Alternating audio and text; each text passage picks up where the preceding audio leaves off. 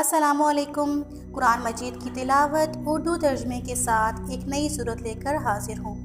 अगर आप कुरान पाक की मज़ीद सूरतें भी उर्दू तर्जमे के साथ सुनना चाहते हैं तो मेरे चैनल को लाइक, सब्सक्राइब एंड शेयर करना मत भूलिएगा और साथ में लगे बेल आइकन को भी लाजमी प्रेस कर लें ताकि अपलोड होने वाली हर नई सूरत का नोटिफिकेशन आपको मिलता रहे। शुक्रिया।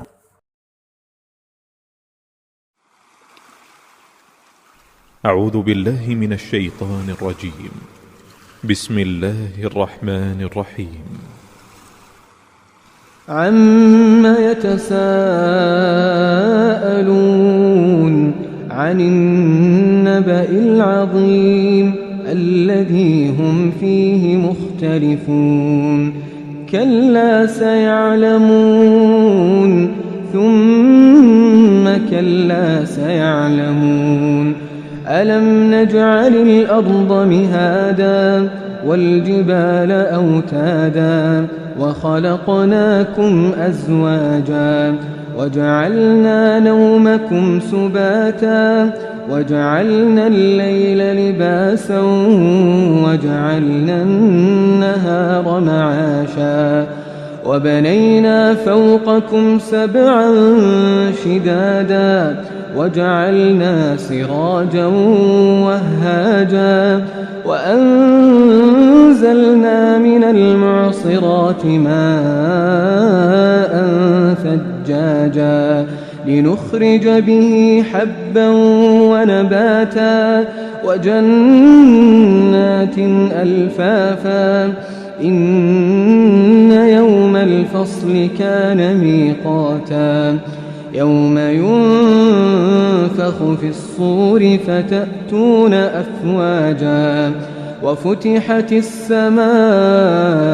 فكانت أبوابا وسيرت الجبال فكانت سرابا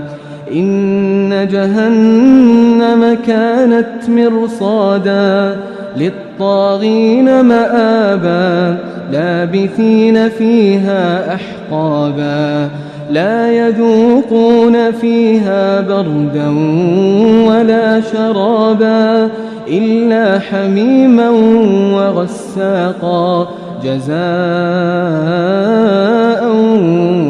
وفاقا إنهم كانوا لا يرجون حسابا وكذبوا بآياتنا كذابا وكل شيء أحصيناه كتابا فذوقوا فلن نزيدكم إلا عذابا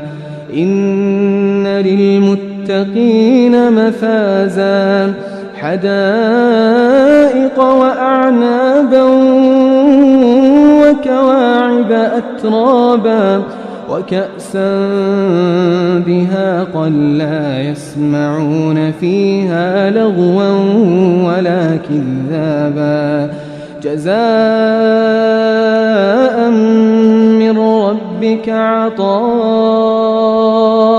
حسابا رب السماوات والأرض وما بينهما الرحمن لا يملكون منه خطابا يوم يقوم الروح والملائكة صفا لا يتكلمون إلا من أذن له الرحمن وقال صوابا ذلك اليوم الحق فمن شاء اتخذ إلى ربه مآبا إنا أنذرناكم عذابا قريبا يوم ينظر المرء ما قدمت يداه ويقول الكافر يا ليتني كنت ترابا.